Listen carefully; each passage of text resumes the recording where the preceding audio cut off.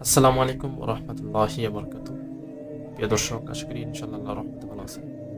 আমি আপনাদের সম্মুখে একটি গুরুত্বপূর্ণ ভিডিও নিয়ে হাজির হয়েছি, যেটা প্রতিটা মানুষের কাজে লাগবে।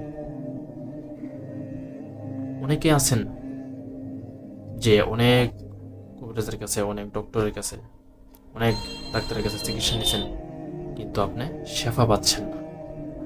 কিন্তু আপনি কি পাচ্ছেন? শেফা পাচ্ছেন না।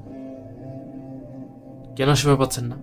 আপনার ভরসাটা, আপনার তাকুলটা একমাত্র ওই ডাক্তারের কাছে, ওই চিকিৎসকের কাছে হয়ে গেছে, যে চিকিৎসকের কাছে আপনি চিকিৎসা নিচ্ছেন। এই জন্য আল্লাহ তালা আপনাকে শেফা দেবেন। এই জন্য আল্লাহর উপরে তাকুল করতে হবে, আল্লাহর উপরে ভরসা করতে হবে। আল্লাহর উপরে তাকুল করে যদি আপনি একটা আয়াত পরে ফু দেন, দুনিয়াতে যত শক্তি আছে, দুনিয়াবী শক্তি আছে, আল্লাহর উপরে তাকুল করে সেই আয়াতের ওসিলা করে যদি আল্লাহর কাছে সাহায্য চান, অবশ্যই আল্লাহ তালা আপনাকে সাহায্য করবে। কিন্তু আমাদের তো কোনো ভরসা নাই, আল্লাহর উপরে আমাদের কোনোই ভরসা নাই, ডাক্তারের উপরে ভরসা। আপনি একটা গাড়ি দিয়ে যাচ্ছেন, এই গাড়ির উপরে আপনার ভরসা। আপনি বলছেন যে এই গাড়ি এক্সপার্ট, গাড়ির ড্রাইভার এক্সপার্ট ছিল বিদায় আমরা বেঁচে গেছি, না অ্যাক্সিডেন্ট হতাম। নাউজুবিল্লাহ, এটা একটা শিরক। এই শিরক করলেন, আর কিভাবে আল্লাহর আশা করেন যে আমি শিরক করে আল্লাহর কাছে আসছে আর আল্লাহ তালা আমাকে কবুল করবে? এটা তো আপনার বোকামি। আপনি শিরকও করবেন, হারাম কাজ করবেন, এদিকে আল্লাহ তালার কাছে আপনার সাহায্য চাবেন। এটা করছেন কেন? আল্লাহ তালা আপনাকে সাহায্য করবে না। এই জন্য আমাদেরকে সেখান থেকে বের হতে হবে।